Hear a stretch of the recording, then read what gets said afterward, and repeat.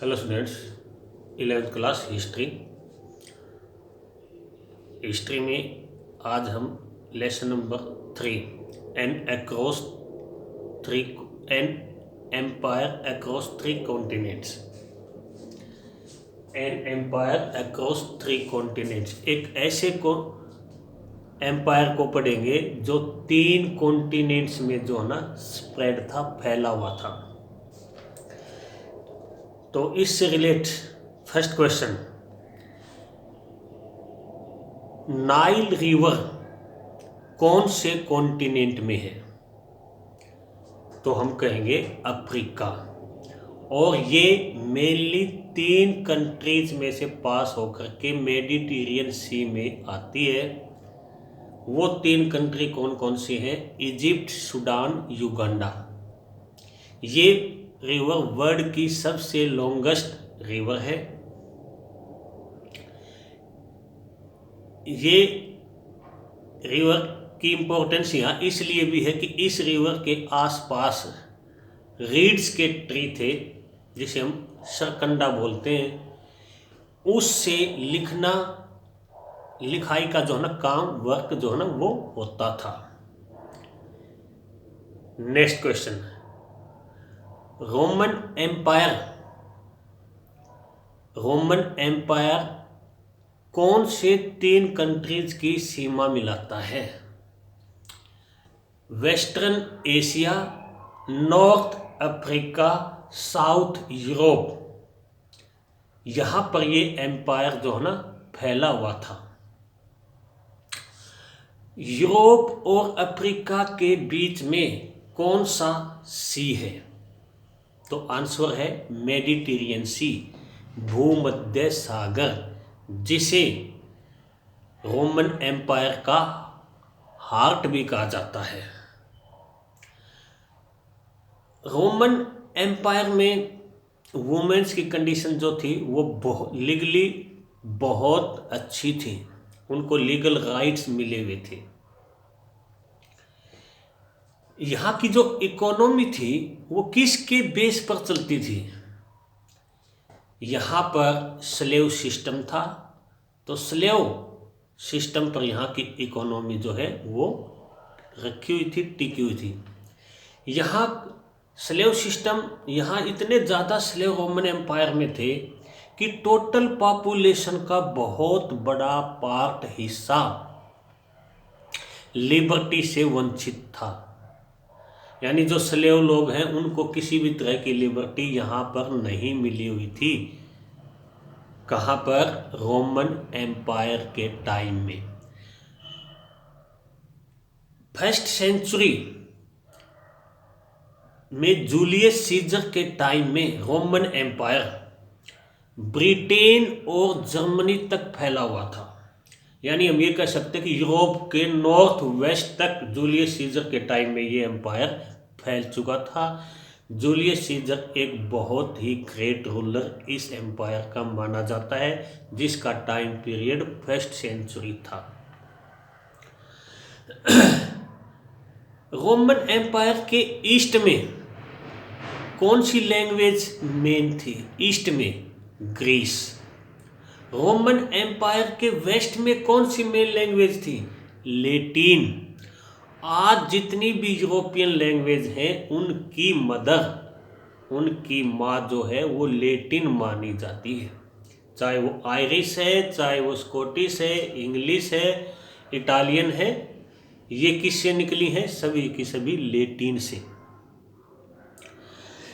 हम Roman empire को एक रिपब्लिक मानते हैं। क्यों? क्योंकि यहाँ एक ऐसी इंस्टीट्यूशन थी जिसके कुछ मेंबर थे और वो मेंबर रूलर को एडवाइस देते रहते थे। वो किसके मेंबर थे? सेनेट के मेंबर थे। सेनेट में कौन लोग थे? सेनेट में रिच पीपल की एक इंस्टीट्यूशन थी। इसमें बहुत जो अमीर लोग थे वो इसमें कंसिस्ट थे। रोमन एम्पायर में एक ऐसी आर्मी थी जिसमें एक टाइम हर एक रोमन वासी को एक मिलिट्री पर्सन बन करके रहना पड़ेगा। उस आर्मी का नाम क्या था? कॉन्स्क्रिप्टेड आर्मी, यानी बलात सेना। उस टाइम आर्मी में कितने, उस टाइम की जो ये आर्मी थी उसमें कितने, मतलब हम कह सकते हैं कि लोग शामिल थे।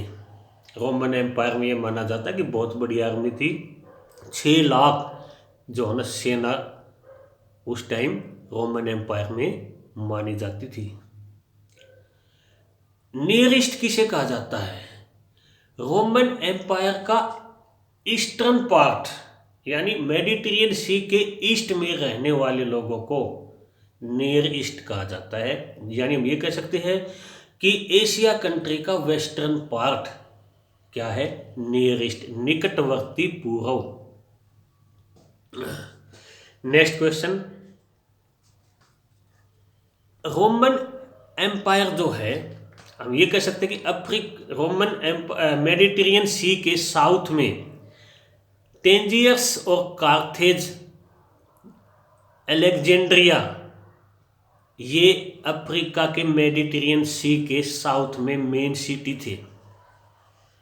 ईस्ट में दमिश्क और एंटियोक थे, और रोम, एफिसिस, कैंपेनिया, ये जो है मेडिटेरियन सी के भूमध्य सागर के नॉर्थ में बसे हुए टाउन्स थे। रोमन एम्पायर के कंटेम्प्रेरी एक बहुत ही पावरफुल डायनेस्टी थी जो रोमन एम्पायर के ईस्ट में थी। उसका क्या नाम है? ईरानी डायनेस्टी। रोमन एम्पायर के नॉर्थ में डैन्यूब, राइन, 2 रिवर ऐसी हैं जो इसके नॉर्थ में इसकी बाउंड्री बनाती थी। डैन्यूब और राइन यूरोप की 2 मेन रिवर हैं जो इसकी नॉर्थ में इस एम्पायर की बाउंड्री बनाती थी। यहाँ जो हम ये कह सकते हैं कि रोमन जो रिपब्लिक था उसकी स्टार्टिंग कब से मानते हैं? 509 से लेकर के, यानी 509 BC ईसा पूर्व से लेकर के 27 BC तक का जो टाइम था उसको हम रिपब्लिक रोमन एम्पायर कहते हैं। लेकिन ये एम्पायर तो बहुत लंबे टाइम उसके बाद भी चला है, बट यहाँ पर एक तरह से रिपब्लिक को जूलियस सीजर का जो अडॉप्टेड सन था ऑगस्टस, उसने इस सिस्टम को ऑलमोस्ट तोड़ दिया था। उसने इस संस्था को, इस इंस्टीट्यूशन को भंग नहीं किया था, डिसॉल्व नहीं किया, बनाए रखी, बल नाम मात्र की। इसके बाद जूलियस सीजर के बाद ऑगस्टस के बाद उसका अडॉप्टेड सन टिबेरियस ने यहाँ पर रूल किया था। तो इस तरह रोमन एम्पायर से रिलेट कुछ ये अपने क्वेश्चन थे। आपने याद रखना है कि रोमन एम्पायर वहीं पर है जहाँ पहले ग्रीस एम्पायर था। ग्रीस एम्पायर वहीं पर है ऑलमोस्ट जहाँ पर मेसोपोटामियन सिविलाइजेशन थी। तो यहाँ पर सबसे पहले जो सिविलाइज जो पर्सन थे मेसोपोटामिया, वहीं पर ऑलमोस्ट ग्रीस सिविलाइजेशन थी और वहीं पर अब रोमन एम्पायर है। और ये जो एम्पायर है, इस एम्पायर को हम 3 कॉन्टिनेंट को मिलाकर के बनाते हैं। ये एम्पायर वेस्ट का, एशिया का जो वेस्टर्न पार्ट है, और यूरोप का जो साउथ पार्ट है, साउथ ईस्ट, और अफ्रीका का नॉर्थ ईस्ट पार्ट है, ये इस एम्पायर का हिस्सा थे। तो आज का अपना काम इतना ही। Okay, thank you.